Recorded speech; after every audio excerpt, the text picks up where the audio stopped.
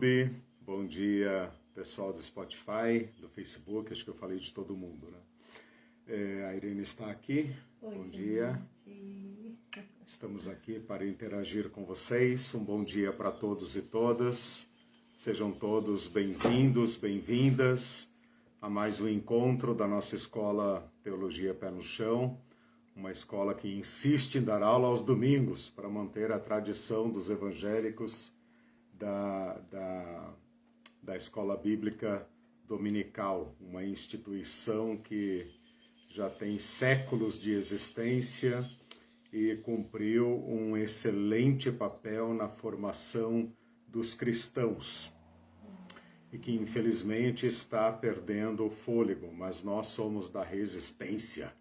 Então nós estamos aqui para dar continuidade a essa bela tradição herdada lá dos protestantes, dos primeiros protestantes. Acabamos de passar pela semana, pelo dia, né, da Reforma Protestante. Então o estudo da Bíblia é uma herança que nós herdamos deles e que agora todos os cristãos de todas as igrejas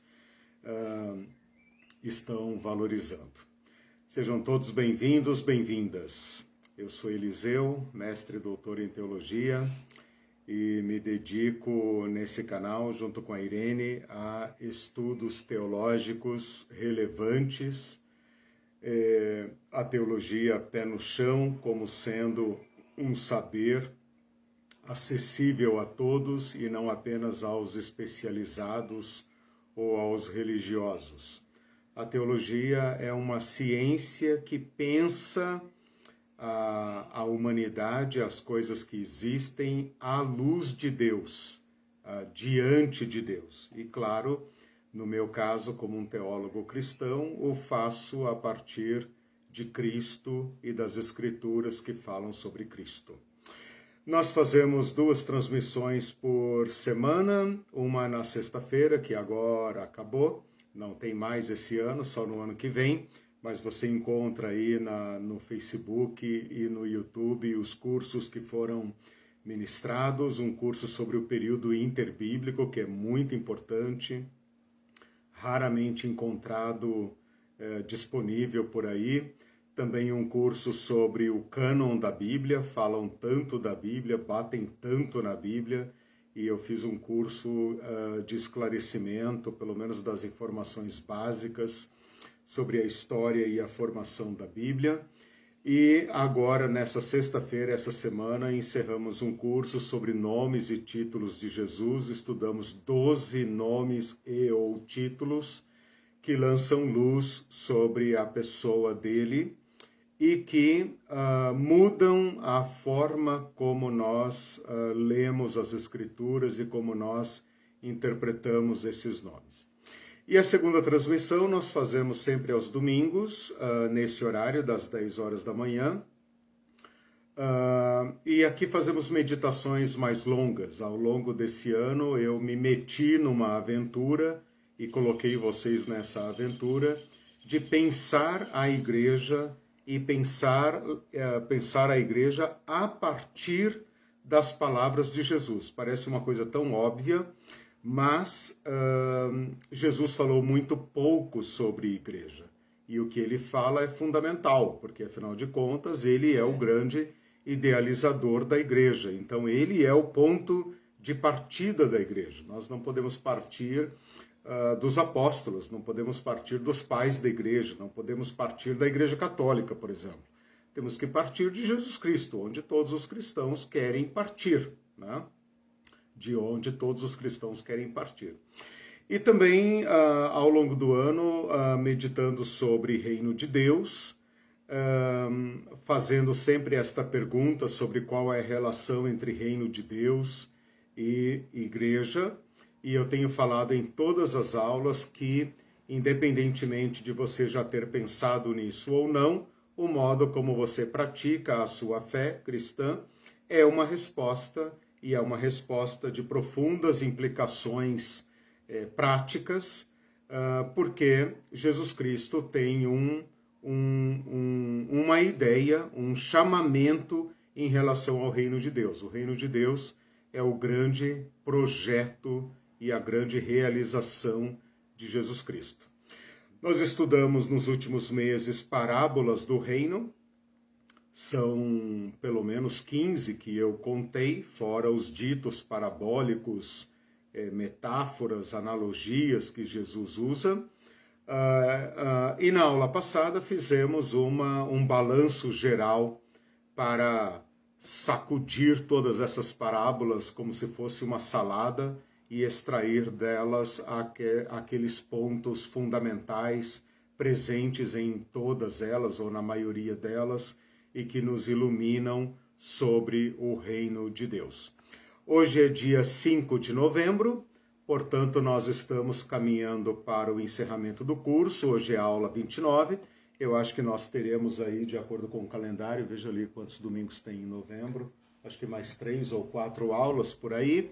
Então já está naquela hora de ir fechando, fora hoje mais 3? Uhum. Tá, então nós devemos ter aí umas 3 ou 4 aulas ainda para ir fechando esse tema. É claro que não conclui o assunto, evidente, o assunto é profundo e daria para trabalhar nesse tema por mais um ano, né? Mas pelo menos nós vamos fechando alguns temas, algumas conclusões possíveis e preparando para que na última aula, ou nas últimas 2 aulas, a gente recoloque aquela pergunta a respeito da relação entre igreja e reino de Deus, né? Para desmistificar algumas crenças, algumas lendas, alguns mitos criados pela nossa própria religião, tanto católica como protestante. Hoje eu quero abrir com vocês um tema que talvez vai ocupar esta aula e a próxima aula, que é um tema frequente nas falas de Jesus a respeito do reino de Deus. Então, assim como Jesus falou sobre parábolas do reino, ele também falou muito sobre entrar no reino ou não entrar no reino. Então, o fato de esta expressão entrar no reino, não entrar no reino, estas condicionantes, se vocês fizerem isso, vocês entrarão no reino. Se vocês não fizerem isso, vocês não entrarão no reino. A insistência de Jesus em falar sobre isso, ou seja, a quantidade de vezes que o Evangelho registrou este verbo entrar ou não entrar no reino de Deus, deve indicar para nós uma afirmação, uma verdade importante a respeito do reino de Deus. Então nós temos que pensar aqui o seguinte, eu quero tentar estabelecer isso logo no começo, né? O que significa entrar no reino? Será que o reino é um lugar no qual eu entro? Será que tem um caminho para o reino? Uma porta no reino? Vejam que esses termos, caminho, porta, reino, entrar, chave, né? Dar-te-ei as chaves do reino dos céus, as portas do inferno não prevalecerão contra ela. Então fica parecendo assim no nosso imaginário que o reino de Deus é como aqueles reinos antigos, né? Aquelas cidades, aquelas fortalezas antigas, que tem uma grande muralha. Dentro dessa muralha tem um palácio, né? Nesse palácio tem um trono. Lá nesse trono está o rei e a sua corte, e as pessoas que pertencem a esse reino estão dentro desta cidade. Portanto, tem um caminho para chegar e um portão para entrar neste lugar, que por acaso é uma reinópolis, né? A cidade do reino de Deus, né?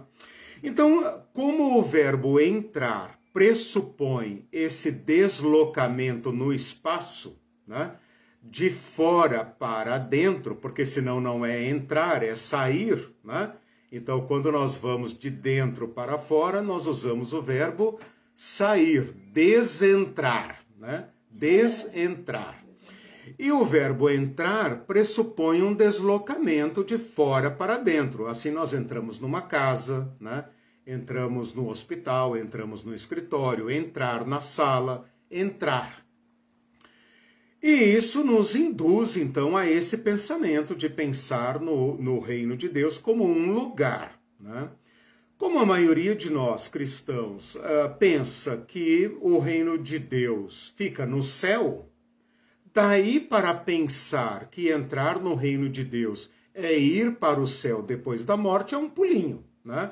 Então nós temos no nosso imaginário cristão que em algum lugar aí do espaço que a NASA nunca viu, né? Mas está aí no espaço, existe uma cidade platônica, né? Azul, dourada, fulgurante, né?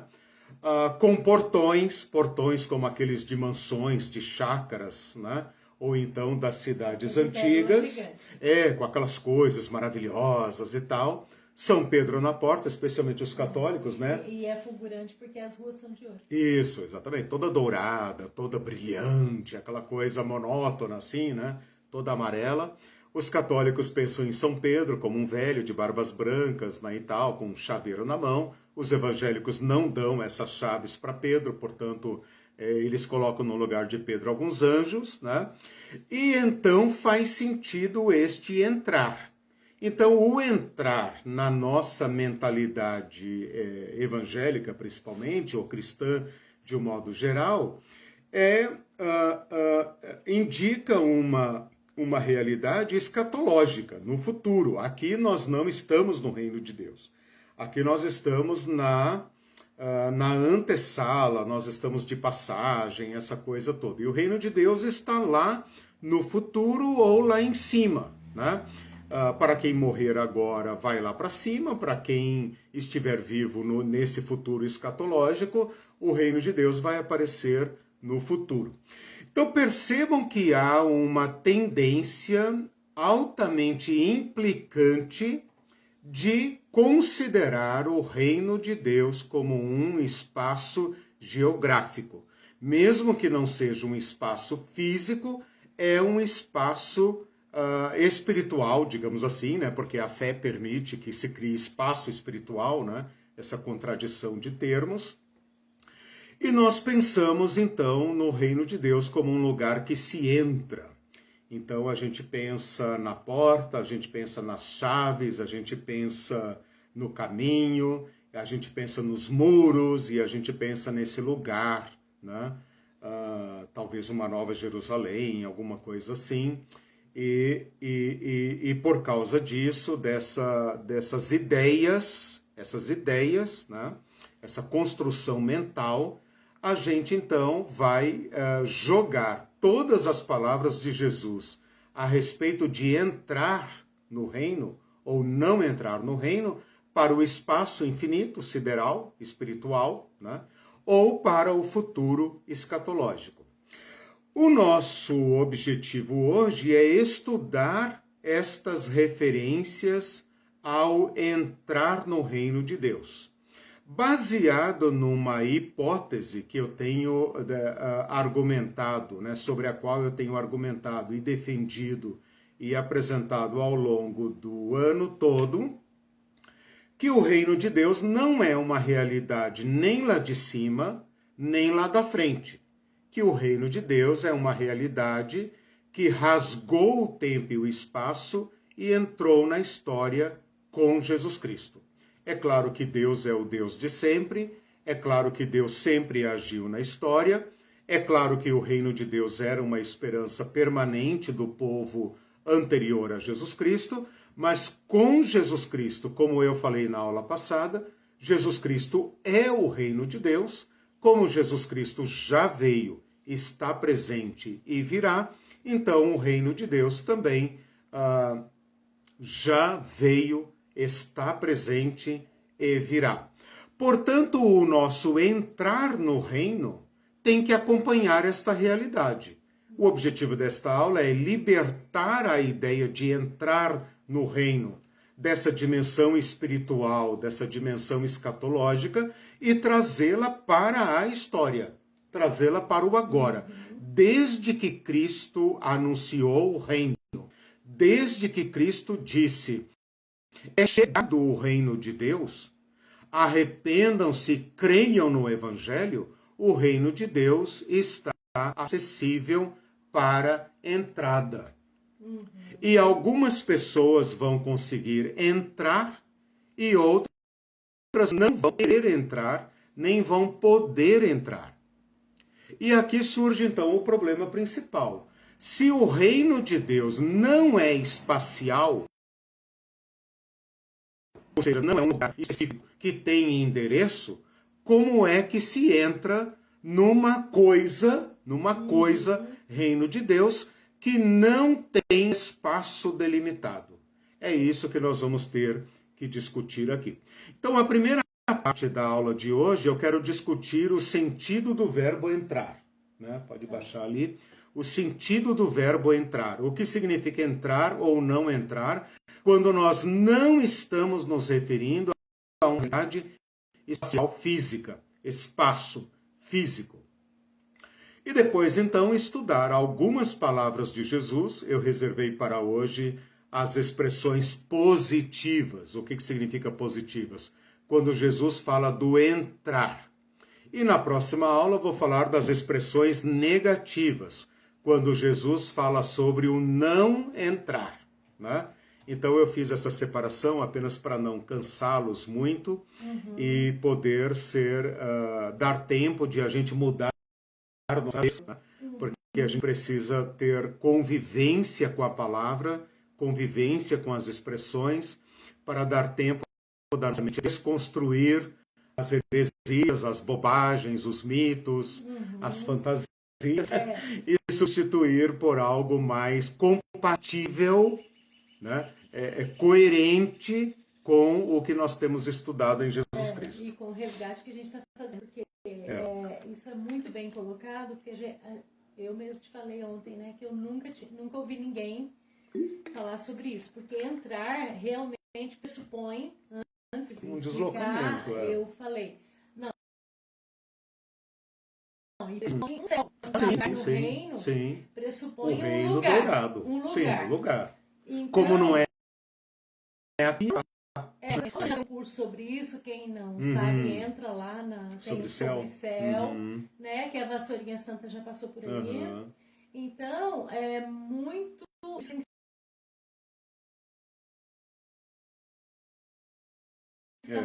que é que você entra para esse mas sim, isso é muito importante. Essa pressuposição. Isso atrapalha muito.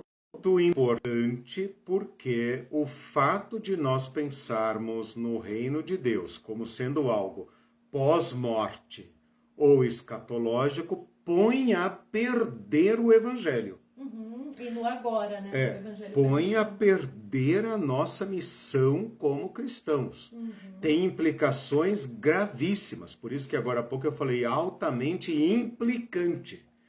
Porque implicante é mais do que aplicante. Né? Aplicar é você pegar uma coisa e fazer e projetá-la sobre outra. Implicante é você dentro, envolve você. Né? Por isso que às vezes eu prefiro a palavra implicante, implicação de aplicação. Então veja, isso é muito importante. Eu entendo essa questão que a Irene levantou como se fosse um joio plantado no meio do trigo. Por quê? É uma forma de desativar os cristãos. É uma forma de tirar o fermento, de arrancar a semente e não permitir que o evangelho faça o seu papel na história. Né? Então é importantíssimo trazer o reino de Deus ao pé do chão. Sim, exatamente. Mensagem subliminar. Exatamente. Ao pé do chão. Trazer o reino de Deus para cá. Meus irmãos, o verbo entrar, eu quero agora apresentar para vocês dois sentidos do verbo entrar. Para tirar esse que eu estou refutando, que tem a ver com deslocamento, espaço, né? de fora para dentro, que é o entrar numa sala, entrar numa casa, e defender um outro sentido que vocês conhecem muito bem. Então, o que eu estou propondo agora é que você faça uma conversão intelectual. Tira um sentido e põe outro no lugar, para poder ler estas palavras de Jesus. O verbo entrar em português deriva do latim intrare, parece até italiano, né? Intrare, que é composto de intro, é o verbo derivado de intro, e que é composto de in, para dentro, e tra, que aparece, por exemplo, em transporte, transferir, outro. Sempre para lá, né? Por exemplo, transportar, portar, carregar para lá, né? Transferir, mesma coisa, transferir para lá, né? Então, esse tra, na nossa língua, sempre significa para lá. Então, a palavra entrar, que nós usamos em português, significa exatamente deslocar-se de fora para dentro, daqui para lá, mas não apenas isso, de fora para dentro, porque este in é uma preposição que indica para dentro. O verbo entrar no grego, eu fiquei pensando, será que o verbo do evangelho original, né, em grego, também me permite essa compreensão? Sim, o verbo entrar em grego também forma de uma preposição que é dentro, erkomai, que é ir. Então, ir para dentro. Literalmente, o verbo é eiserkomai. Eis é para dentro e erkomai é vir ou ir. Então, a gente poderia dizer ir para dentro, vir para dentro, né? É claro que se eu falar ir para dentro, eu estou fora. Se eu falar vir para dentro, é porque eu estou dentro. Então, a nossa língua permite toda essas variações, né? De modo que, então, mesmo na nossa língua, o verbo entrar significa, em primeiro lugar, esse deslocamento. E no grego, mesma coisa. Então, ninguém pode dizer que eu estou forçando aqui uma interpretação a partir apenas do português, mas Jesus não falou em português, falou em aramaico, mas foi registrado em grego, então a gente tem que buscar esse sentido original.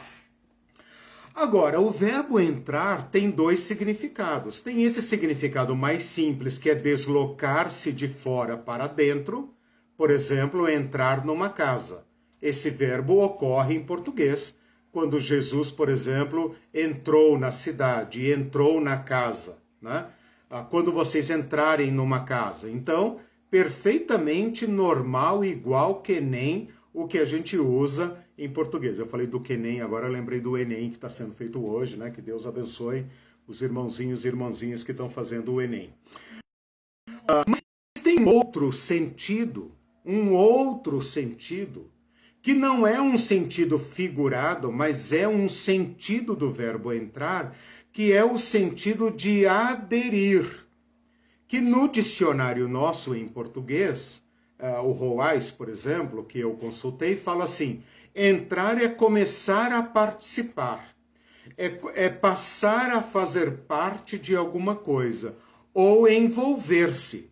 Então a gente usa normalmente, na nossa linguagem, por exemplo, entrar na família. Fulano entrou na nossa família. Ora, a família não é um espaço físico, ela tem fisicalidade, digamos, ela existe, né? Mas família é um conceito abstrato, que se concretiza naquele grupo de pessoas que se entendem parte de uma sociedade, né, familiar, da qual outros não participam.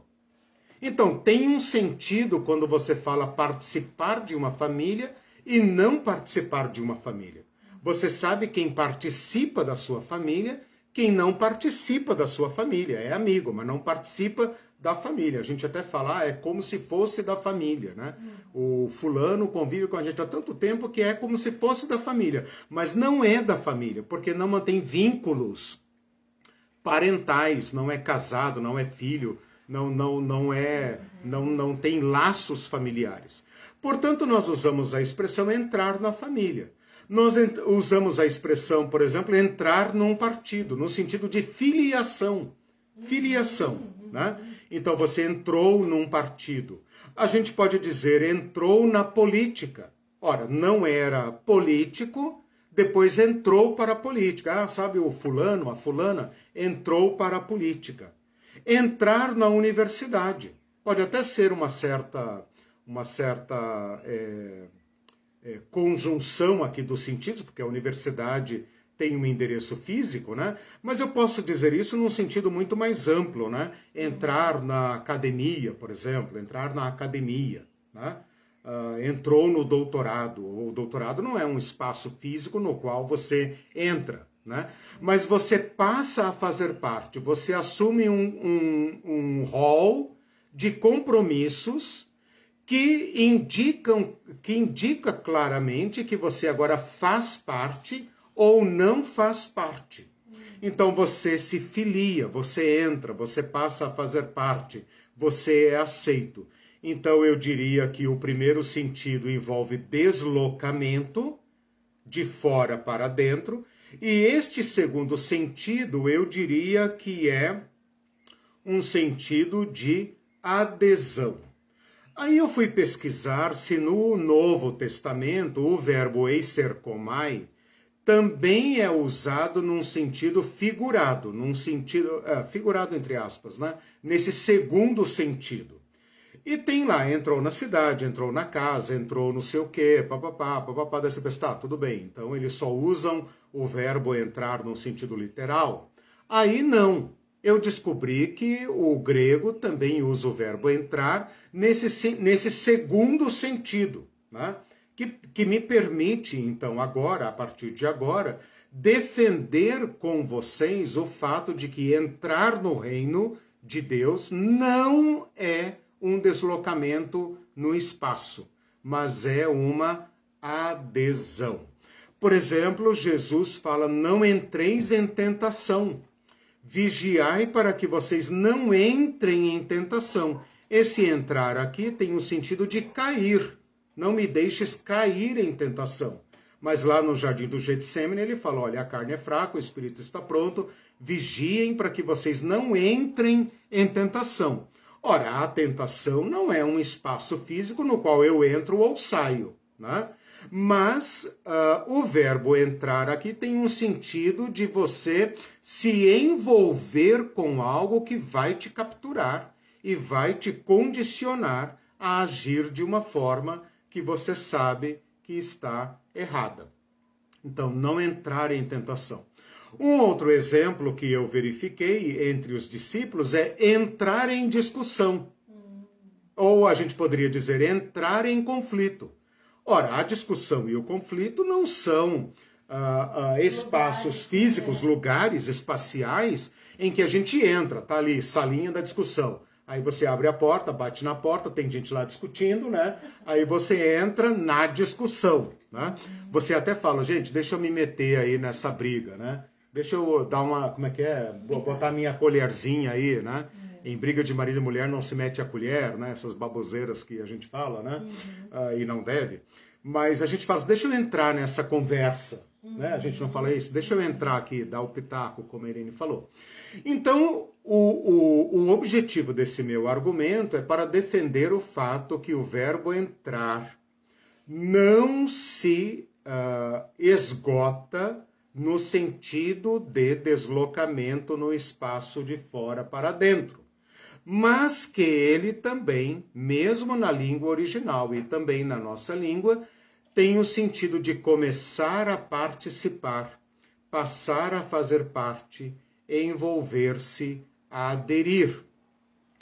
Ora, se o reino de Deus fosse um lugar, um locus, seja aqui, como os cristãos pensam, né? Jerusalém é a cidade sagrada, então é lá o reino de Deus.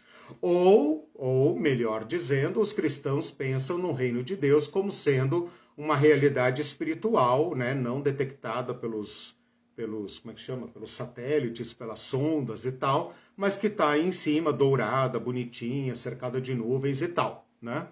Se o reino de Deus se resume a um lugar, a um espaço, mesmo que não seja um espaço físico, né? Porque a religião consegue criar espaço espiritual, então faria sentido nós procurarmos um caminho, uma porta para entrar. E inclusive pedindo as chaves de Pedro, né? Se o reino de Deus não é um lugar, não é um espaço com endereço, com porta literal, caminho literal e chaves literais, então nós podemos aqui, com toda razão, com todo o apoio no argumento, na lógica gramatical, linguística, adotarmos para a sequência desta aula o sentido de fazer parte de aderir. Aderir. O reino de Deus não é um espaço geográfico específico, não é um espaço espiritual que tem fronteiras delimitadas, no qual se pode entrar literalmente. O reino de Deus também não é temporal, no sentido de que está apenas lá na frente, no futuro. E eu estou caminhando na minha vida, no tempo, para entrar nesses portões celestiais que estão lá no futuro, seja no meu futuro pessoal após a morte, seja no futuro escatológico de toda a humanidade, né? Se o reino de Deus é isto, então você pode entender as palavras de Jesus em sentido literal. Mas aí você assume o risco, né, de assentar para si mesmo que o reino de Deus não está nem aqui, nem no nosso tempo, nem aqui, nem agora. Está lá, em cima, é um espaço espiritual, e está lá na frente, no tempo escatológico. Você tem que assumir as consequências desta crença. Se você aceitar a minha argumentação, que é baseada em tudo que nós estudamos ao longo do ano, nas parábolas e tudo mais, então o reino de Deus é uma realidade apresentada por Jesus Cristo que independe de espaço e de tempo. Independe de espaço e de tempo. Ao mesmo tempo, ele envolve um rol de compromissos, como entrar numa família, como entrar na política, como entrar na academia.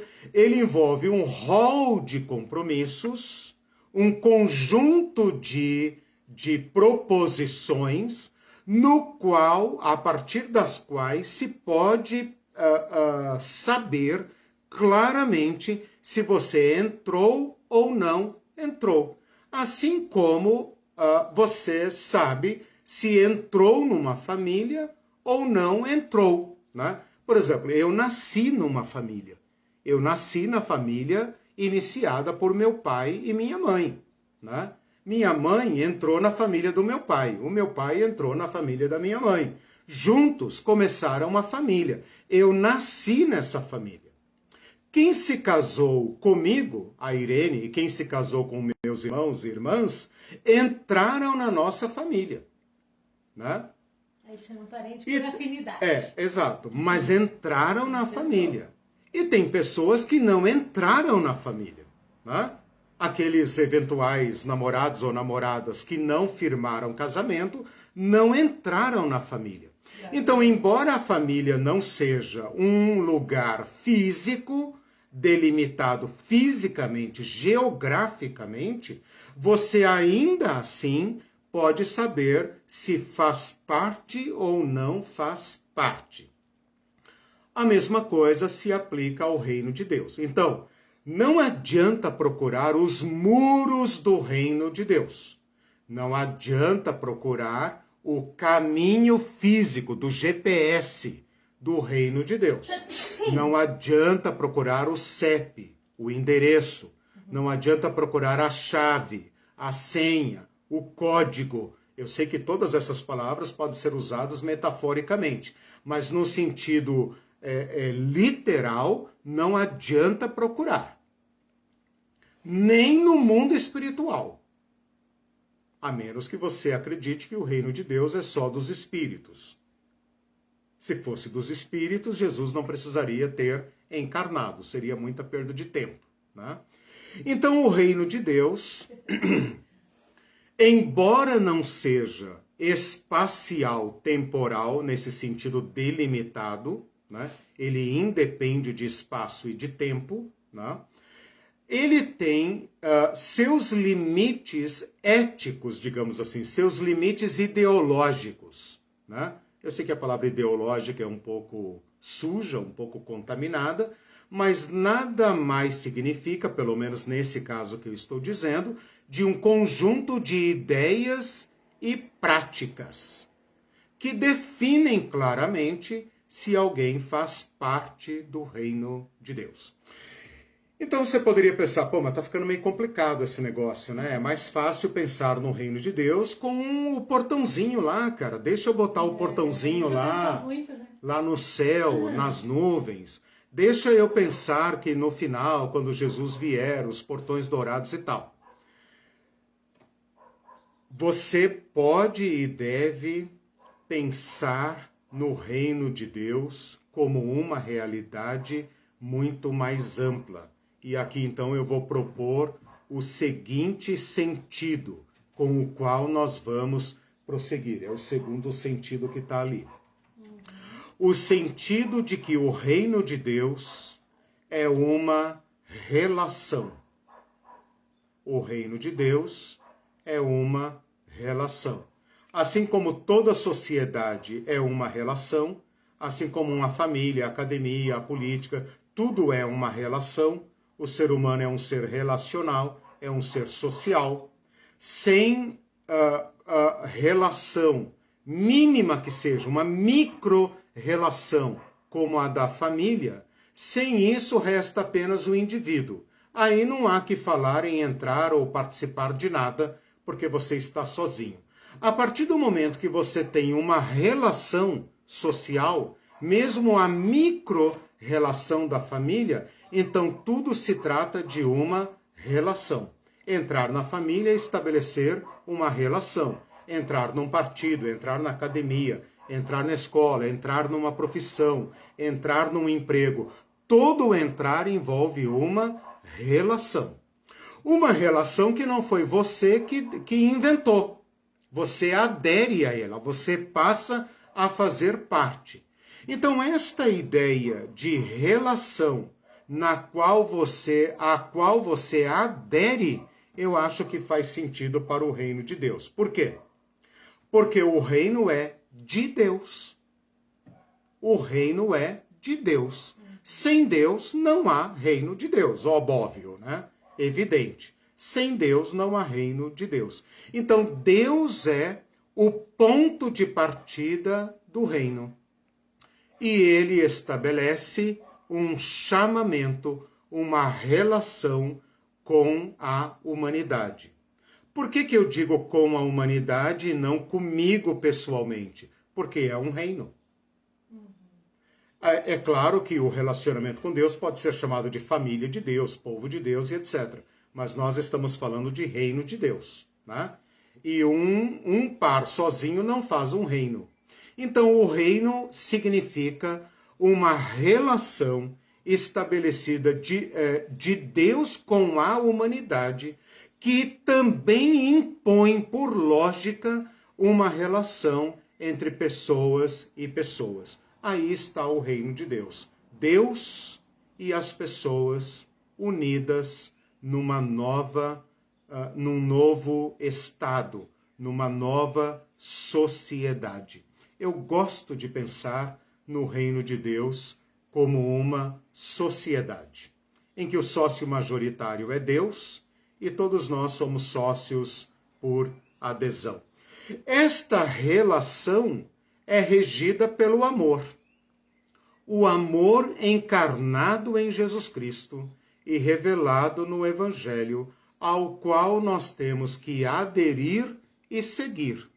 Então, se eu pensar apenas nesta afirmação, que é uma relação com Deus, com o meu próximo, regida pelo amor, eu já consigo ter uma ideia do que significa passar a fazer parte, começar a fazer parte. Não faz parte e agora faz parte. Não tinha entrado nesta relação, nesta família de Deus, e agora entrou nesta família de Deus. Não fui eu que inventei a família de Deus. Quando eu entro na família de Deus, a família de Deus já existe, com suas relações, com sua lei maior, que é a lei do amor encarnada em Jesus Cristo, revelada no Evangelho. O que cabe a mim é apenas aderir e fazer parte. E este aderir é integral. Assim como se faz parte de uma família ou não se faz parte de uma família. Você próprio se exclui de uma família se você não passa a participar daquela família, né? Você próprio se exclui. Se você entra, por exemplo, num partido político, mas não participa de nada dele, na prática você não entrou, mesmo que você tenha carteirinha. Na prática você não entrou, você não faz parte, ninguém conta com você, na prática você não existe para aquele partido. A mesma coisa numa família. Se uma pessoa entra numa família, não participa, não adere, não respeita, não cumpre a sua função naquela família, na prática ele não participa daquela família, como um filho que não cumpre o papel de filho, né? Um genro que não cumpre o papel de genro, nem de marido, nem de pai. Na prática, ele estabelece uma série de relações que se autodefinem pela própria maneira como ele demonstra que aderiu àquela realidade, porque é uma realidade, da qual ele passou a fazer parte, ou seja, entrou. Mas então, na verdade, tem como fazer parte, aderir a uma igreja e cumprir, e não aderir ao reino. Sim. Né? Porque o José Carlos de Oliveira, ele não tinha entendido, ele falou assim, tô com um pé dentro, outro pé fora. Aí eu ia perguntar, por quê? Aí ele disse, agora que eu entendi a expressão. Exato. Porque também a gente pode dizer que se pode... Entrar numa igreja. Se pode entrar numa igreja, isso, mas não aderir ao reino, a gente pode também aderir ao reino e não fazer parte... Ótimo exemplo. Eu não tinha... Uma igreja física. Então, mas aí a coisa complica um pouco. Foi bom você ter falado isso, Zé Carlos, porque eu não tinha citado... Eu não tinha... Não, mas muito bom. Eu não tinha citado esse exemplo. Veja, a gente pode entrar numa igreja no sentido literal. Tá. Qualquer pessoa pode entrar, até o cachorro, né? Diz que cachorro não pode ver, cachorro e bêbado, né? Não pode ver igreja aberta. Não pode ver uma igreja aberta que eles entram. Então, entrar numa igreja num sentido literal significa ir ali na igreja fulana de tal, do pastor fulano de tal, situada na rua tal, número tal, que você pode botar no GPS, né? Rota e seguir. Ela vai dizer, falta tantos minutos para você chegar, vire à direita, vire à esquerda, seu destino está à direita. Seu destino está à direita, você chegou, né? Como também nós podemos usar a palavra entrar no segundo sentido de aderir. Sim. E quando eu falo eu entrei para a igreja, significa eu agora sou filiado à igreja tal. Eu mudo de igreja, não é? Eu era da igreja do fulano de tal, agora eu passei para a igreja da denominação tal, fui aceito lá no hall de membros e tudo mais. Então, mesmo que eu não esteja fisicamente no prédio da igreja onde eu congrego, eu sou parte daquela igreja. Eu entrei para a igreja tal, né? Entrei na Igreja Batista, entrei para a Igreja Assembleia, entrei para a Igreja Católica, entrei na igreja. Muito bem colocado. Agora, um segundo ponto muito, muito, muito importante é a gente fazer a distinção, não cair no erro de trabalhar com esta equação, reino de Deus igual igreja, porque não é. Em nenhum sentido, nem no sentido errado, que a igreja pretende ser usurpadora do reino de Deus, como se ela fosse o reino de Deus, nem no bom sentido, no sentido de ser missionária, de ser cooperadora de Deus. Nem nesse sentido ela é o reino de Deus. Sim. Ela faz parte do reino de Deus. Pode ser até agência. E aí, o último tópico que eu preciso falar nessa observação dos recados. Aí é o seguinte: vale a igreja verdadeira, a igreja de gente e não a igreja CNPJ. Exatamente. Aí eu volto àquilo que você falou aquela hora. Você pode ser filiado a uma igreja qualquer, católica, protestante, evangélica, neopentecostal, o que você quiser. Você pode ser filiado a uma igreja e não ter entrado no reino de Deus. Sim. Pode não ser filiado a uma igreja católica, protestante, evangélica, etc., e estar no reino de Deus. Estar no reino de Deus. Porque entrou no reino de Deus. Entrou. Né? O objetivo da aula de hoje é falar sobre essas condições. Entrou no reino de Deus. Então, não confunda igreja com reino de Deus, nem confunda igreja física com igreja de gente. Certo. Né? Porque a igreja, a verdadeira igreja de Jesus Cristo, com I maiúsculo, está espalhada pela terra e pela história. Sim. E ela não tem CNPJ. Exato. Ou seja, ninguém pode dizer, eu sou a igreja de Jesus Cristo. O máximo que você pode dizer é, pela graça de Deus, eu participo da igreja de Jesus Cristo. Aí é outra confusão, mas só pertence à igreja de Jesus Cristo quem aderiu ao reino. Porque a igreja é resultado da adesão ao reino. E é uma questão muito dura a respeito do curso que nós estamos fazendo, né? Que será o objeto das últimas aulas deste curso. Então, o reino de Deus é fundamentalmente, para a gente não pensar em termos espaciais geográficos, é fundamentalmente uma sociedade. Pode pensar numa família, por exemplo. Se te ajuda, né? Para mim ajuda. Eu prefiro pensar numa família que eu conheço do que num reino que na minha cabeça é abstrato. Eu não entendo o que é um reino, né? Eu prefiro pensar numa família. Então eu sei muito bem a cultura da minha família, os valores da minha família, as práticas da minha família, os desejos da minha família, os sofrimentos da minha família, porque eu sou parte dela. E não sou parte apenas porque tenho sobrenome, o DNA, ou porque casei com a Irene, que pertence à família dela, e eu entrei na família dela, né? Porque eu aderi a isso, né? Eu participo, não é apenas porque tenho certidão, eu participo, eu me tornei um deles, né? E a Irene se tornou uma de nós, né? E então isso é uma família, né? E o reino de Deus, então, pode ser pensado como uma sociedade cujo fundador é Deus e cujo chamador é Ele próprio por meio de Jesus Cristo. Creiam no Evangelho. E é também algo presente. Então, o reino de Deus não é espacial no sentido... quando eu digo espacial, eu não estou querendo dizer que ele não existe. Ele existe.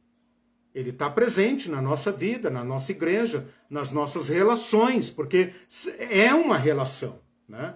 E também não é futuro, é presente. Eu o experimento agora, eu participo dele agora, eu adiro a ele agora, porque é agora que eu já estou em relação com Deus e em relação com o meu próximo. E quem governa esta minha relação com Deus e com o meu próximo é o amor. E quem entrou nesta relação, entrou no reino de Deus. Quem não entrou nesta relação de amor com Deus e com a humanidade, não entrou no reino de Deus. Eu me lembro aqui agora, não está na lição, depois até vou colocar, de um jovem, eu não me lembro agora, não é o jovem rico, é outro jovem com quem Jesus dialogou, que Jesus fala assim, não estás longe do reino de Deus. Era um mestre, né? Não estás longe do reino de Deus. Você não está longe, cara. Tipo assim, pensa nessas coisas que você vai entrar. Pensamento que mostrou isso. Exato. Né? O Elton faz um comentário assim bem legal. Bacana e bem prático também. Ele diz assim, eu penso que ao desespacializar o reino de Deus e entendê-lo como relação e sociedade, que é o que você disse, muitos perdem uma pseudo-segurança de saber, entre aspas, onde está o reino, como ele é e para quem é. Se admito que o reino de Deus é uma relação, está aqui e me desafia a agir, eu tenho de lidar com o meu compromisso com o segmento de Cristo. É como eu disse, é mais fácil pensar de outra forma. Sim. É mais fácil dizer que creio e esperar o reino lá do céu, das nuvens, das cidades das ruas de ouro, né?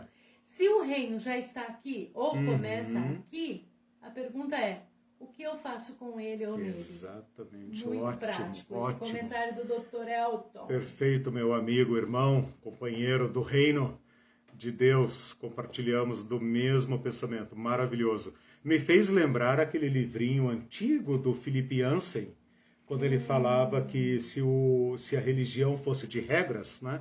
Faça isso, faça isso, faça isso, não faça isso, não faça isso, não faça isso, seria muito mais fácil. Sim. Mas a lei maior deste reino é ame a Deus de todo o teu coração, ame o teu próximo como a ti mesmo, e depois, novo mandamento lhes dou, que vocês amem uns aos outros como eu os amo, né?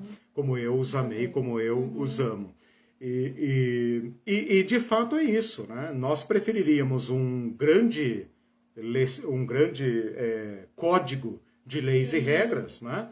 Aí vocês veem o perigo da igreja se equacionar com o reino de Deus. Porque a igreja facilmente simplifica esta relação, né? Você cumpre um rol de compromissos do interesse da igreja, né? Você fica à mercê do que os pastores disserem ou não disserem, que é a condição para entrar no reino de Deus, né? E você aguarda o reino que vai chegar, né? Então eu gostei muito, Elton, do que você falou, especialmente por causa deste comprometimento imediato. Se o reino de Deus está aí, o que eu faço com ele? Né? Se eu desespacializo, ou seja, torno o reino de Deus essa coisa abstrata, eu fico livre para cumprir as minhas práticas religiosas inócuas, às vezes, individualistas, intimistas. Mas se é uma relação que me interpela, que me desafia agora, então, de fato, eu tenho que me comprometer e eu tenho que agir. Né? Bom, feita essa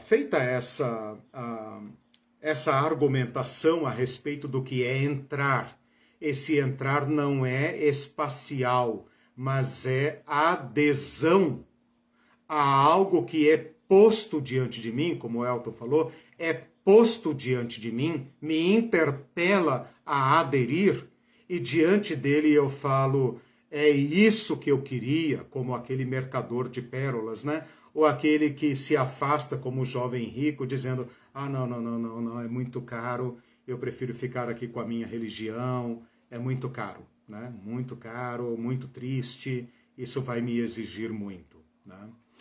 Então agora eu quero citar para vocês alguns textos do Evangelho em que Jesus fala sobre o entrar no reino. Por exemplo, Sermão do Monte, capítulo 7, versículo 21. Nem todo o que me diz Senhor, Senhor, entrará no reino dos céus, mas aquele que faz a vontade do meu Pai que está no céu.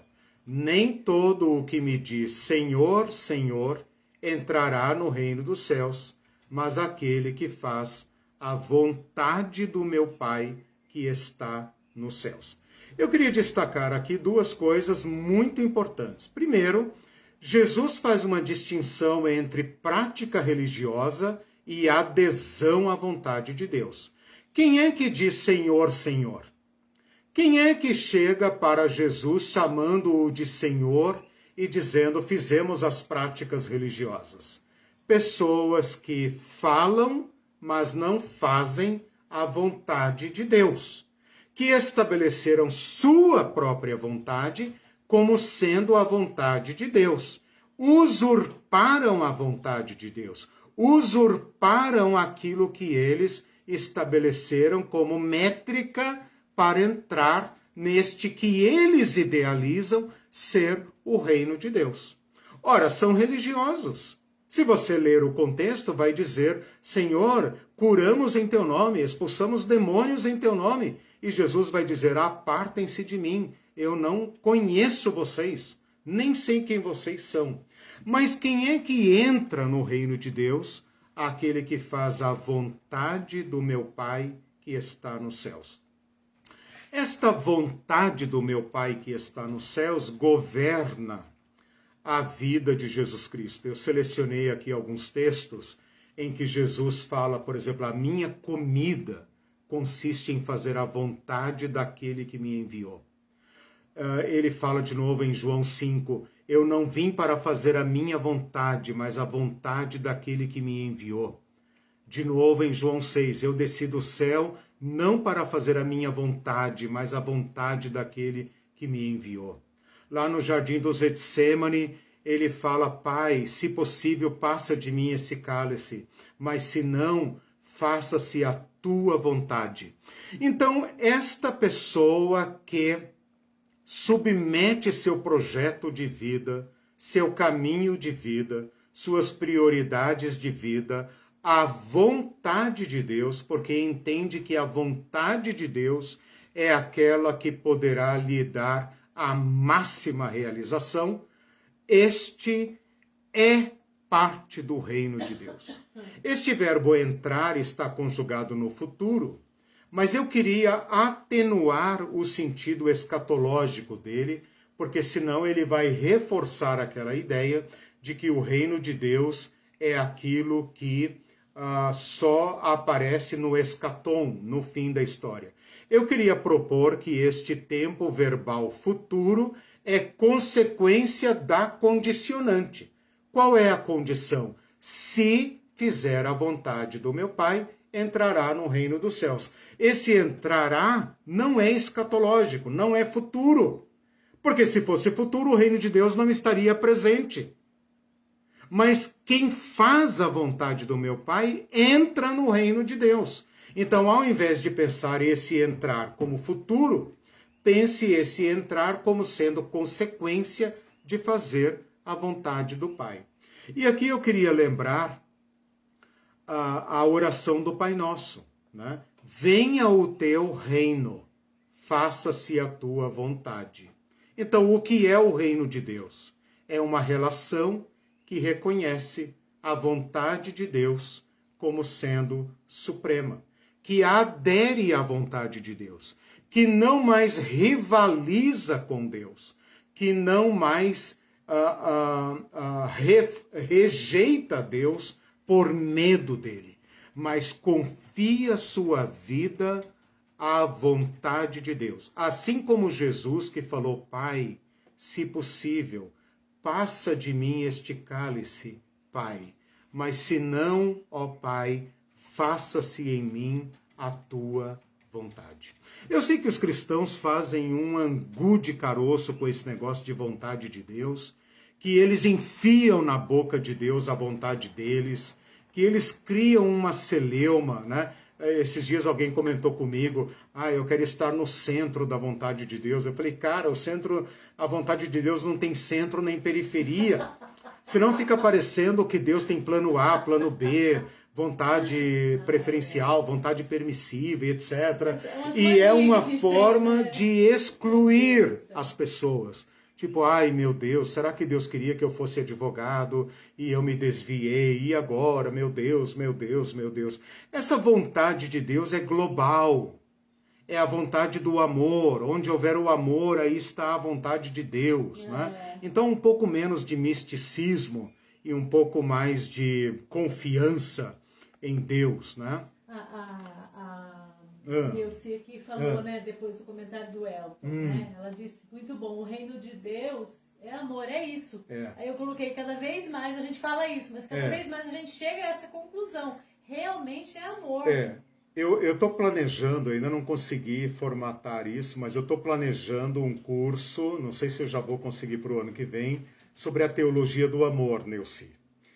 Porque, minha querida irmã, eu fico muito impressionado com o fato que o amor é o ar, é a atmosfera do reino de Deus, e nós falamos tanto sobre amor, entendemos tão pouco sobre amor. Eu sou doutor em teologia e nunca estudei sobre o amor, e daí eu fico pensando, meu Deus, o que eu estou estudando que eu não estudo a essência do reino de Deus? Então eu estou tentando formar uma reflexão sobre o amor, para ver se eu próprio me melhoro como cristão, né? Porque é isto. Agora, lembrem sempre e jamais esqueçam que o amor de Deus foi definido em Jesus Cristo. Que o amor de Deus não rivaliza com Jesus Cristo. Bom, Efésios vai falar sobre a vontade de Deus, e eu queria citar aqui apenas um versículo de 1 João, para vocês verem como é importante, como a igreja levou a sério a vontade de Deus. Que em 1 João capítulo 2, versículo 17, vocês conhecem bem o texto, ele fala, o mundo passa, bem como os desejos e as paixões dele. Aquele, porém, que faz a vontade de Deus, permanece para sempre. Ali ele está falando sobre o amor ao mundo, o amor aos bens, que rivaliza com o nosso amor a Deus. Mas no final, o amor ao mundo não garante o que nós mais queremos, que é permanecer, é continuar existindo como ser humano, e é a vontade de Deus que cumpre a nossa vontade, que é permanecer para sempre, que é alcançar o pleno sentido da vida. Então é esse dilema que o reino de Deus coloca diante de nós. Você, ao rivalizar com Deus, exclui-se do reino de Deus. Ao fazer a vontade de Deus, ao procurar saber como viver de acordo com a ética do amor, já entrou no reino de Deus. Já está dentro do reino de Deus. E aí a igreja onde você vai, etc, é o que menos importa. Por quê? Porque você já entrou na lógica do reino de Deus. E onde você for colocado, numa igreja ou fora da igreja, você será luz, você será sal, você iluminará. Uma coisa que eu e Irene aprendemos é que você entra numa igreja e continua sendo missionário.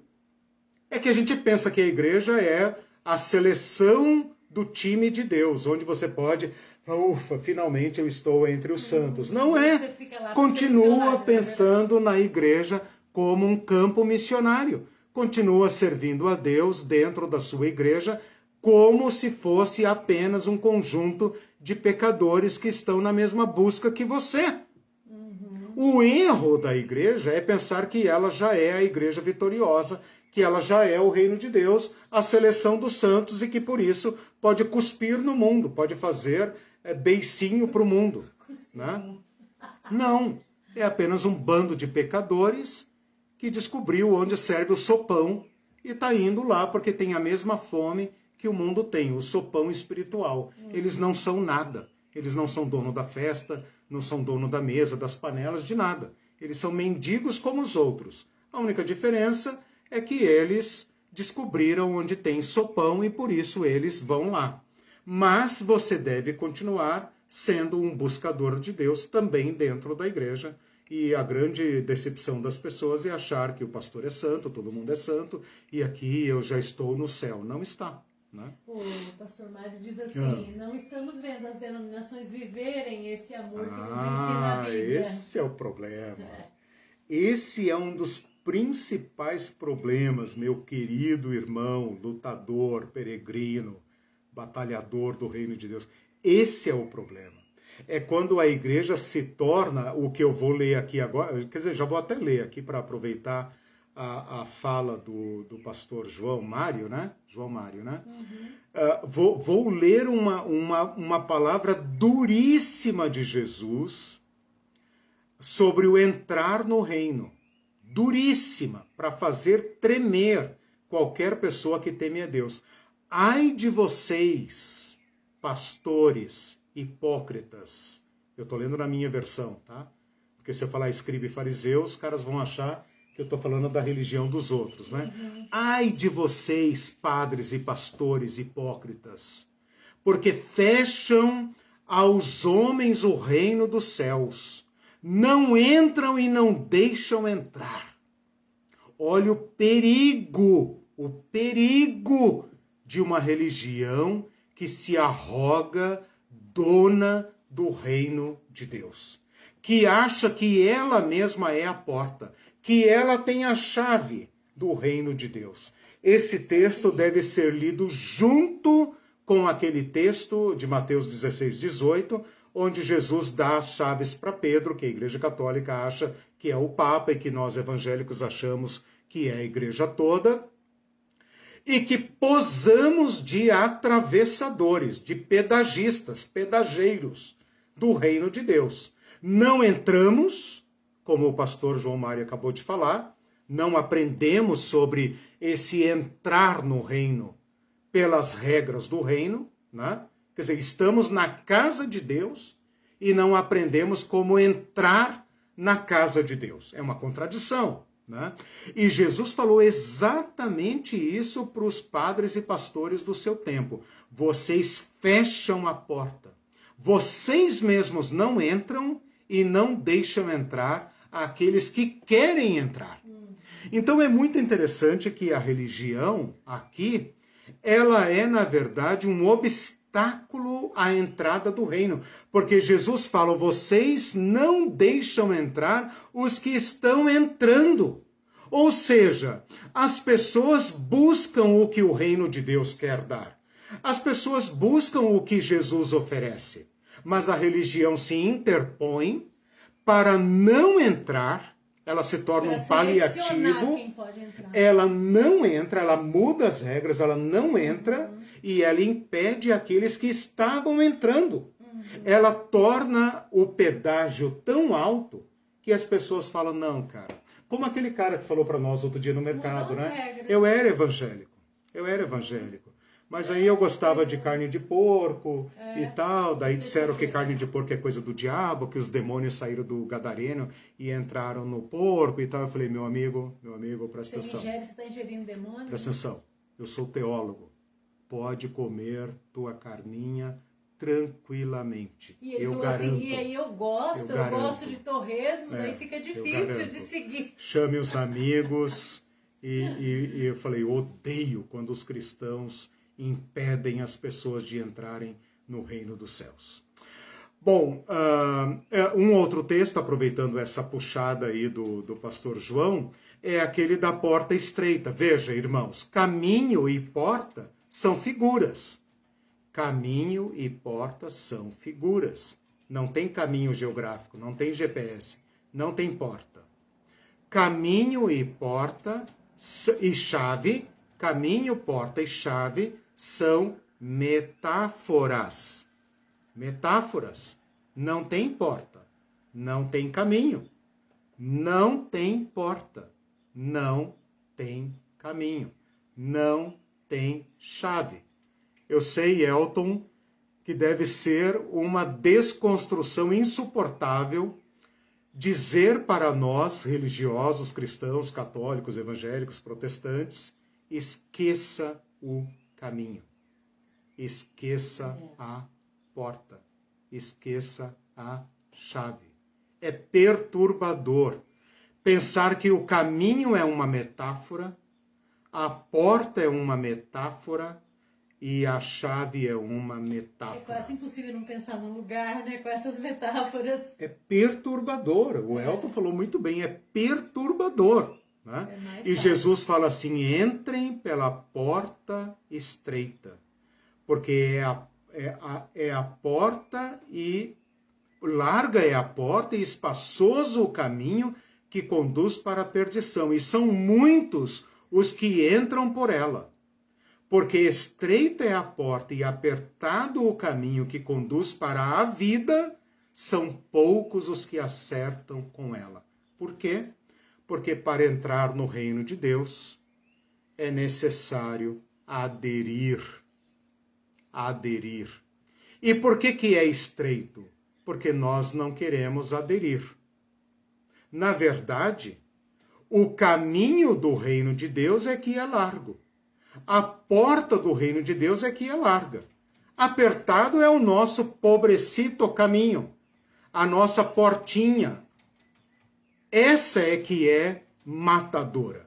Mas para nós que estamos rivalizando com Deus, que estamos dispostos a seguir as regras da nossa religião, mas não a lei do reino, Jesus fala, o reino de Deus é colocado na frente de vocês como uma porta estreita. Por quê? Porque vocês vão ter que desistir dos seus bens, da sua porcariada toda. Vocês vão ter que desistir para entrar. Mas depois que vocês entrarem, vocês vão ver que esta é que é a vida. E eu queria agora ainda voltar aqui num texto também muito importante sobre entrar. Eu voltei ali na letra B, tá? Eu fui para frente, para a porta e tal, e agora voltei aqui sobre o entrar na vida, que eu achei muito importante pensar sobre essa questão, porque Jesus às vezes vai falar do entrar na vida. Olha o que isso significa. A vida é um lugar, a vida é um espaço, existe um caminho para a vida tem endereço, a vida tem porta, a vida tem chave, mas Jesus fala sobre entrar na vida.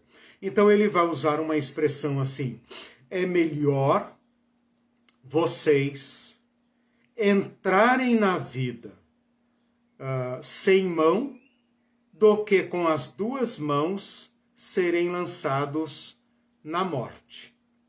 Então percebam como ele diz que entrar no reino de Deus é entrar na vida. Então veja aqui, na próxima aula eu vou voltar nisso, mas em Mateus capítulo 18 ele fala assim, ó, Mateus capítulo 18, versículo 3. Em verdade vos digo, que se vocês não se converterem e não se tornarem como crianças, de modo algum entrareis no reino dos céus. Então aqui ele está colocando uma condicionante.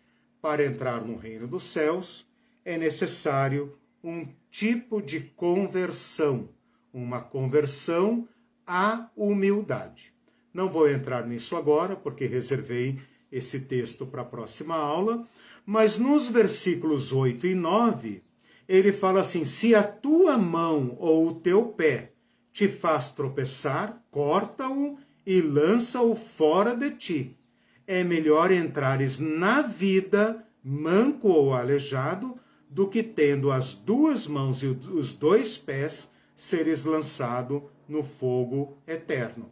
Se um dos teus olhos te faz tropeçar, arranca-o, lança-o fora de ti.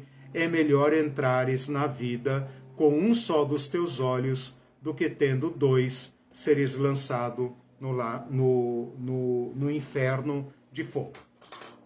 Não vou entrar aqui nas discussões e nas polêmicas desse texto, mas você sabe que você é obrigado a interpretar esse texto de modo figurado, de modo metafórico. Jesus não está mandando nem recomendando mutilações. Ele está fazendo uma comparação. Se você não se converter ao reino, e se você impedir os pequeninos de entrarem no reino, Se você se tornar pedra de tropeço, Jesus diz, é melhor você cortar na carne aquilo que te impede de entrar, ou que impede pessoas de entrar, do que entrar na vida. Então ele falou entrar no reino e agora falou entrar na vida. Em Mateus 17, no capítulo seguinte, ele fala o seguinte para o jovem rico. Capítulo 19, versículo 17. Se queres, porém, entrar na vida, guarda os mandamentos. Se queres entrar na vida, guarda os mandamentos. Depois, nesse mesmo contexto, no versículo 23, ele fala, em verdade vos digo que um rico dificilmente entrará no reino de Deus. O que eu entendo desses dois textos? Que Jesus usou a expressão reino de Deus e vida em paralelo, portanto, como sinônimo, de modo intercambiável. De modo que ele pode dizer entrar no reino como sinônimo de entrar na vida e entrar na vida como sinônimo de entrar no reino. O texto me permite esta conclusão, porque esses dois textos que eu li para vocês falam de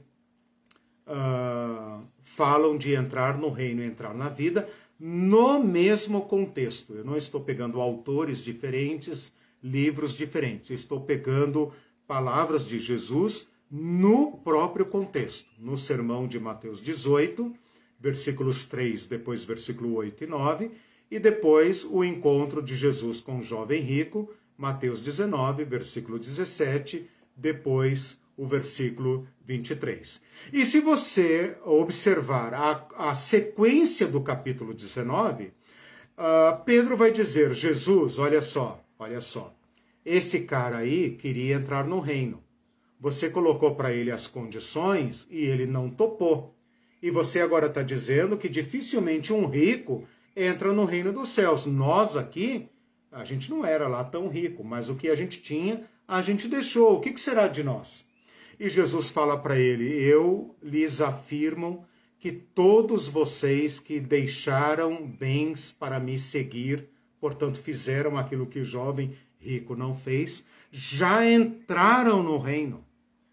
Já desfrutam agora de novas relações e de novas posses. E quando o reino de Deus se manifestar, vocês participarão comigo da minha glória. Eu sou obrigado pela lógica a entender deste texto que Jesus está fazendo uma equiparação entre entrar na vida e entrar no reino, e que o entrar no reino é imediato, porque Pedro diz, nós já deixamos tudo e já te seguimos. E Jesus diz para ele, todo e qualquer que tiver deixado pai e mãe, olha aí as relações, tiver deixado as relações antigas e convertido estas relações nas novas relações do reino de Deus, passa a desfrutar agora destas bênçãos do reino e já entrou num projeto presente e futuro e que participará da entrada, do durante e do futuro do reino de Deus. Já entram agora nestas novas relações. Porque ele vai dizer, em verdade vos digo, que quando todos vocês que me seguiram na regeneração se assentarão no trono da glória. O trono ainda não veio, da glória. E todo que tiver deixado, versículo 29, casa, irmãos, irmãs, pai, mãe, mulher, filhos, etc, receberá muitas vezes mais agora. Porque casa e família eu preciso agora. E herdará a vida eterna. De novo, eu coloco esse texto não como futuro, porque se você ler a versão de Marcos e Lucas, você vai ver que não é futuro, mas eu coloco num futuro de consequência da condicionante, e não como um futuro escatológico. Mas prestem atenção ainda nesta afirmação. Se entrar no reino é entrar na vida, se a vida não é um lugar, espaço geográfico, então o reino de Deus também não é espaço geográfico. Se entrar no reino de Deus é entrar na vida, então o reino de Deus é a vida. É uma formulinha de lógica. Concorda com isso? Sim. Se entrar no reino de Deus é entrar na vida, então eu posso dizer que o reino de Deus é igual à vida. A vida de Deus. Então, quem faz a vontade de Deus permanece para sempre. Quem faz a vontade de Deus já entrou no reino. Quem faz a vontade de Deus já entrou na vida. Jesus falou para o jovem rico: se queres entrar na vida, abandone a acumulação. A acumulação mata e impede que você entre no reino de Deus. Abandone isso e você já entra na vida.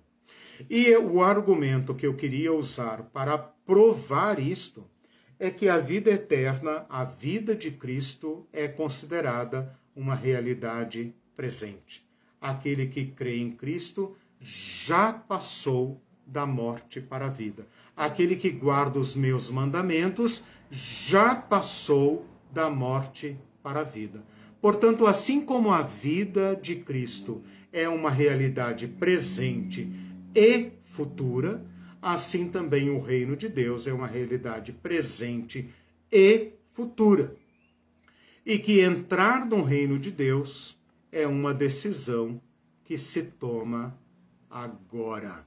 Que entrar no reino de Deus é uma decisão que se toma agora. É necessário ver Jesus Cristo em ação agora. É necessário aplicar as demandas e os comandos do Evangelho agora, já imediatamente. Porque, como o Elton nos disse, o reino de Deus está aí. Como nós dissemos em outras aulas passadas, quando os fariseus perguntam onde está o reino de Deus, Jesus responde: o reino de Deus não vem com visível aparência, o reino de Deus já está aí. E por falar em porta, né? Jesus fala, eu não gravei aqui o texto, mas acho que ficou para a próxima aula. Não, está aqui no próximo versículo que eu ia ler, quando ele fala da mesa. Olha lá, o último versículo que eu coloquei. Eu vos digo que muitos virão do Oriente e do Ocidente e assentar-se-ão à mesa com Abraão, Isaque e Jacó no reino dos céus. Em verdade vos digo que publicanos e pecadores vos precedem no reino de Deus. Enquanto vocês estão aí buscando esse reino de Deus das nuvens, pecadores, pessoas que vocês desprezam, estão aderindo ao reino de Deus já agora, neste momento. Ora, meretrizes e publicanos e pecadores estavam no populacho que seguia Jesus e os fariseus estavam lá com seus ritos impedindo que eles entrassem no reino de Deus. Então, irmãos, era isso que eu queria refletir com vocês. Na próxima aula eu volto a tratar desse tema, de diversas condicionantes que Jesus já colocou para uma entrada imediata no reino de Deus. Tem uns textos aqui que eu coloquei, porque como o reino de Deus é presente e futuro, eu coloquei alguns textos que podem indicar um futuro, como, por exemplo, na parábola dos talentos, quando Jesus fala, entra no gozo do teu Senhor. Entra no gozo do teu Senhor. Mas eu ainda assim insisto que o gozo do Senhor já começou. Todo aquele que pratica a vontade de Deus, que adere ao reino de Deus, já experimenta a vida e a alegria da presença de Deus. Lembra quando os discípulos voltaram da sua primeira viagem missionária? Eles vieram pulando de alegria. E Jesus falou, isso mesmo, isso mesmo. No julgamento escatológico de Mateus 25, ele fala, vinde benditos de meu Pai, entrem na posse do reino. O original aqui não fala em entrar na posse, mas fala em herdar, tomar posse. Está falando deste reino que nós já aderimos, caminha para uma consumação. Como foi que esses benditos do meu Pai aderiram ao reino de Deus? Deram pão para o faminto, deram água para o sedento, deram roupa para o desnudo, visitaram o órfão e a viúva nas suas necessidades, acolheram os peregrinos e etc, etc. A ética do reino de Deus os transformou em benditos do reino. E mesmo que eles não fossem ambiciosos, Jesus fala para eles, agora tomem posse da herança. Tomem posse da herança. E é legal a gente pensar neste reino que se consuma, que você entra agora, mas que se consuma no futuro como uma herança. Então Efésios vai falar penhor da vossa herança, Efésios 5 vai falar herança no reino de Deus, Romanos 8 vai falar que nós somos herdeiros de Deus, co-herdeiros com Cristo, e Tiago vai falar que para que nós sejamos ricos da fé, herdeiros do reino que ele prometeu aos que o amam. Todo aquele que adere ao reino de Deus agora, adere na fé e na esperança. Porque como nós estudamos nas parábolas, o reino de Deus tem um começo tímido, um começo como uma semente. Não dá para comer a semente, mas a semente aponta para a colheita. Assim como o fermento não dá para comer puro, mas ele aponta para o pão. Então, todos nós que hoje renunciamos aos projetos violentos e aderimos ao reino de Deus, mesmo que isso represente um tímido começo, estamos pondo a nossa fé e a nossa esperança naquele projeto de sociedade do reino de Deus, que afinal é o que prevalecerá. Os violentos não prevalecerão. Os acumuladores não prevalecerão. Isso se voltará contra eles. O capitalismo se voltará contra eles. A corrida armamentista se voltará contra eles mesmos. Eles comerão da violência que semeiam. Eles serão consumidos pela sua própria riqueza. Mas aqueles que aderirem a um novo modo de pensar, a um novo modo de se organizar, a um novo modo de se relacionar, a um novo modo de produzir, a um novo modo de consumir, estes construirão a paz do reino de Deus. E a paz virá. Sem violência, o Apocalipse diz que o príncipe destruirá a violência, o cabeça da violência, pelo sopro da sua boca. Que palavra será que ele dirá? Que extirpará a violência e a acumulação. Esse é o chamado, meus irmãos, de entrar no reino de Deus. Não tem porta, não tem caminho, não tem chave, não tem nada. Tem o Cristo que chama a adesão. É chegado o reino. Mudem a mente de vocês e adiram ao Evangelho. Essa é a tarefa da igreja. Para quem aí falou sobre igreja ao longo da aula, né, José Carlos e outros, esta é a definição mais pura de igreja. Igreja é a sociedade daqueles que aderiram ao reino. Ela é o reino? Não.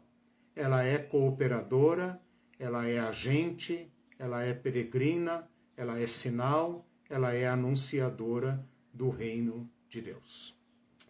Okay. Perguntas, comentários? Não foram Elton, feitos, eu já né? Não tinha lido antes, ele ainda fala sobre Mateus 23. Ele diz assim, antes dos versículos 13, entre 1 e o 3, Jesus diz para os discípulos obedecerem e seguirem aquilo que os mestres da lei e fariseus ensinam. Mas não imitem suas ações. Exatamente. Ou seja, nosso papo e nossas ações é com Deus. Exato. Não se enganem com os que falam em nome dele. Exatamente. Faz lembrar aqueles que dizem Senhor, Senhor, mas não fazem o que não fazem a vontade de Deus. É importante lembrar isso, porque o reino de Deus não é um discurso. O reino de Deus é uma praxis. Né? O reino de Deus é um discurso que gera uma praxis. E uma praxis que gera um discurso. Aí a minha admiração, que os meus irmãos e irmãs dificilmente entendem, a minha admiração pelas teologias latino-americanas. Né? Primeiramente pela teologia da libertação, segundamente pela teologia da missão integral, que é uma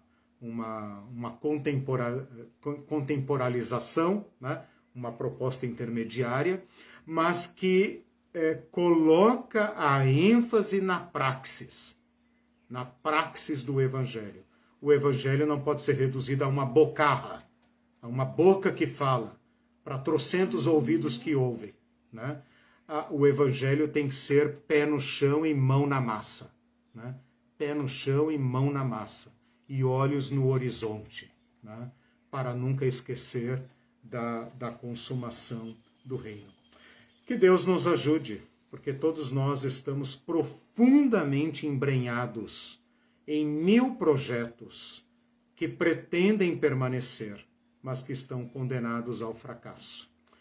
Que o Cristo do reino abra os nossos olhos, que o Espírito Santo nos incomode profundamente a darmos hoje as respostas que o Evangelho do reino nos impõe, né? Nos demanda, nos exige. E eu não falo estas coisas como alguém que chegou lá. Né? Eu não estou aqui dando de dedo na cara de ninguém, como quem diz, vocês aí que são meros religiosos, que ainda não chegaram à minha compreensão. Muito pelo contrário. Eu estou fazendo esse curso esse ano para bater em mim mesmo e para ver se eu acordo para o reino de Deus, se eu desperto mais profundamente. Como o apóstolo Paulo falou, não julgo haver alcançado nada, mas pela fé prossigo para o alvo, deixando os meus erros passados, as minhas mitologias, as minhas heresias, as minhas bobagens, o que é lixo, né? Reputando tudo como esterco, como né? Para poder ganhar esse Cristo que nos chama para essa soberana vocação. E ele mesmo nos esclarecerá, como Paulo fala, estou citando aqui Filipenses capítulo 3, se todavia algum de vocês pensa de outro modo, busquemos juntos a Deus e Deus nos esclarecerá, vocês me exortando e eu exortando, e juntos nós encontraremos o caminho do reino. Deus abençoe vocês, não tem aula sexta-feira, nos vemos no próximo domingo, continuando esse tema. Tchau para todos, tenham uma boa semana, bom domingo para todos. Tchau, domingo.